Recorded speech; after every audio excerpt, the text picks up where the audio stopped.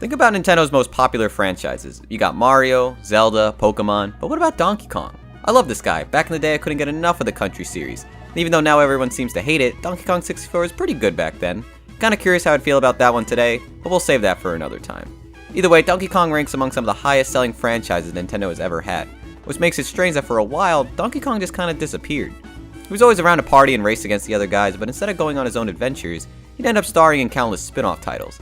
I can only imagine this is due to Rareware, the team behind some of Donkey Kong's greatest hits, being bought by Microsoft, and Nintendo not really knowing where to go next. I mean, the timelines do match up. Shortly after we received games like Donkey Konga and Donkey Kong Jungle Beat, which are fine. I actually like Jungle Beat a lot, but for such a strong IP to be handled this way is strange and doesn't sit right with me.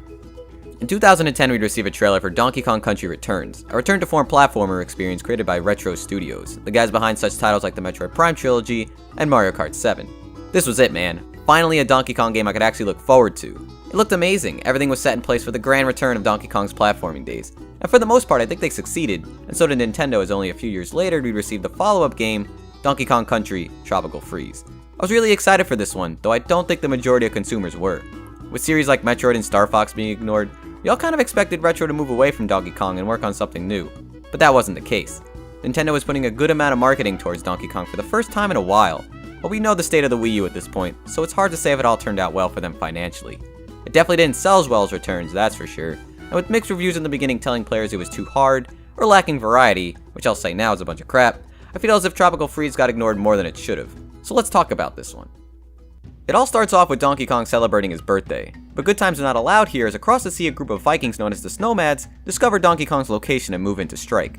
Through the power of Lord Frederick, the antagonist of the game, an ice dragon is shot out through his horn and heads towards the island. Poor DK doesn't even get a chance to blow out his candle, but when the gang goes to check it out, there's little that can be done. The Kongs are blown off the island completely, and DK Island is now frozen over and in control of the Vikings. Another great story by Nintendo, I gotta say, but I must ask, why isn't this K. Rool? The story wouldn't be any different. K. Rool literally just does what he wants to fit in the story of a game. He could be a king, captain, scientist, boxer, he just does whatever he wants. It's been so long since we've gotten to see K. Rool. Last time in Returns we had to fight the Andros-looking, bongo playing, forgettable Tiki Tong, a boss trope Nintendo really likes for some reason. At least in Tiki Tong's case though, he was very different when compared to K. Rool. Frederick fills the same role, looks similar in build, and well, I'll talk about the rest later. After being launched, Donkey Kong finds himself crashed onto a completely new island and will have to journey all the way back home to fix this. There's 6 islands to explore, including the frozen over DK Island, each featuring its own themes and challenges. The mangroves, mountains, savanna, the cove, and the jungle all make for some fitting, but varied level design, and the levels within the islands do a good job of mixing up expectations while still maintaining the island's thematic features. Individuality is the key word here. No 2 stages really look alike, and for a platformer I think that's a big part in making the experience memorable. It also helps that the overall presentation is clean as well. Vibrant colors and stylized enemies and landscapes make the visuals pop. Levels are organic here compared to something like New Super Mario Bros. That just feels like a tile set. You're climbing on trees, jumping on jellies, scaling the mountains, and navigating through fruit juicing factories. It really doesn't stop changing until the game ends, and in combination of the music, dude, the music in this game. I'm going on record here, Tropical Freeze has the best soundtrack on the Wii U. It's such a treat to my ears and I can't stop listening to it.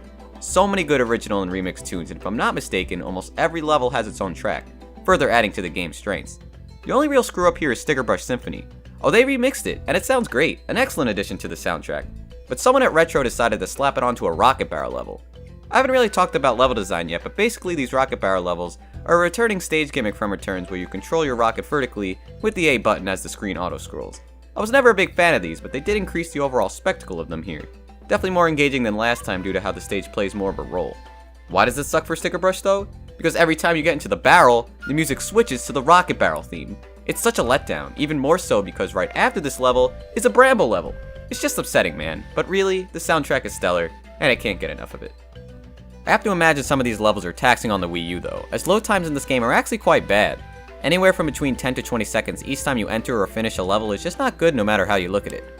I've never noticed any issues within the levels themselves, everything runs smoothly without dropping frames, and with levels packed with enemies and detailed landscapes, I suppose this is the price we pay. I think this is also one of the only Wii U games that forces the player to choose between the Wii U gamepad screen and the TV you're playing on. Both can't be on at the same time, that's so odd to me. I don't know what else to say about that. If you played Returns, you're going to have an easy time adjusting here, as the controls are nearly identical with one major difference: no forced motion controls. Easily the biggest complaint people had with Returns in that in order to roll, ground pound, and so on, you had to shake the Wiimote, making precise platforming honestly harder than it needed to be, as well as tiring in longer sessions. It was a tacked on Wii gimmick that didn't work well for the game in my opinion. I still enjoyed Returns, but it's really hard to defend that game and the controls when I find out someone didn't play or finish the game because of it, so I'm really glad Retro gave us the option this time. As for everything else, it's all here, minus the blowing mechanic thankfully. You got your standard movement and jumps like any platformer should, grabbing for either swinging or clinging onto grassy terrain, as well as grabbing barrels and plugs, ground pounding to stun enemies or break blocks and other objects, and the roll. Rolling was always important to the country games. It was a great way to attack and for whatever reason let you jump out of it in midair. It made for some flexible gameplay, though it's generally never required for progression, and the same can be said here, but man did they crank it up. By jumping out of your roll, DK will lead with the momentum gained from the roll and travel really far. It's honestly pretty dangerous at first, but it's quite exhilarating once you get the hang of it. The speed boost plus ability to jump midair means you could potentially blaze through levels, and once you get more comfortable, I believe the game gets more fun as a result. Maybe it's just my opinion, but when a game gives me the option to go fast, I want to take it. And considering the game also features a time trial mode, the developers definitely designed a lot of these levels with speed in mind. Scattered throughout these levels are DK barrels, acting as your access to the other Kongs.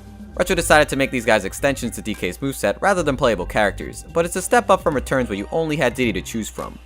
By breaking the corresponding barrel, you'll free your friend and they'll give you access to more hearts and some new moves. Diddy Kong gives you a hover, Dixie gives you some vertical height as well as a similar hover, making Diddy Kong kinda useless, and Cranky gives you a pogo jump, allowing you to jump on almost any enemy and spiky surface. By collecting bananas, you'll fill up the special combo meter that acts as a screen nuke and will turn enemies into items depending on which Kong you picked. Almost forgot this mechanic existed, not gonna lie, but it's useful if you're having some trouble and need some more lives or hearts. It'll also assist you in swimming levels, making its debut since Returns left them absent. Platformers and swimming usually don't work out, but I think Tropical Freeze does it okay.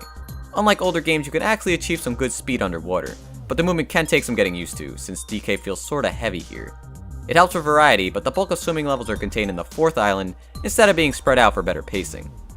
In most cases though, traditional platforming is the name of the game. It's all about reaching the end of levels while avoiding enemies and stage hazards around you, with an emphasis on the grabbing.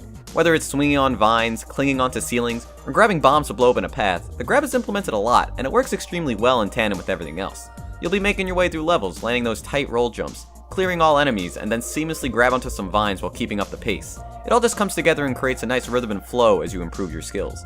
Minecart levels also return, and just like the rocket barrel levels have kicked it up since last time, really changing your expectations on what each level has in store for you. For those looking forward to new animal buddies this time around, don't. Retro decided to once again make Rambi the only rideable partner. The Rambi levels are fun, don't get me wrong, but where's Ungard? Where's Squitter? Maybe Retro thought they weren't needed with the Kongs being so focused this time around, but with a handful of pre-existing animals to choose from, surely one more could have been worked in. There's a ton of secrets to be found in this game, many of them rewarding you with bananas and such, but there's also these puzzle pieces. Collecting all the pieces in a level will unlock some art in the gallery, which is cool, gives the player something else to do, right? For me though, I didn't really enjoy going for them. In most cases they're pace breakers, making the player look out for up to 9 puzzle pieces per level really changes the way you'll play the game. Even the bonus stages throughout the levels are pretty dull. Remember when you find a bonus barrel in the Super Nintendo games? Those are great! Little challenges like collecting stars or racing to the end with a reward you actually wanted, since you could use those to unlock extra levels. But here they're just all the same. You find a room, collect the bananas, and get a puzzle piece. I think it's actually worse here because the bonus rooms are extremely similar to the ones in Returns. It just felt like they didn't try here, which is a shame. One of the only real negatives I have with Tropical Freeze. Thankfully those aren't the only secrets though, as hidden throughout some levels are secret exits waiting to be found, giving you access to an alternate pathway. You're likely to come across a portal at some point, or an area you might not understand how to reach, and in most cases having the correct Kong is the key. Don't bring Diddy on these portal hunts, he really can't help you reach most of these exits like the other two can, as a heads up.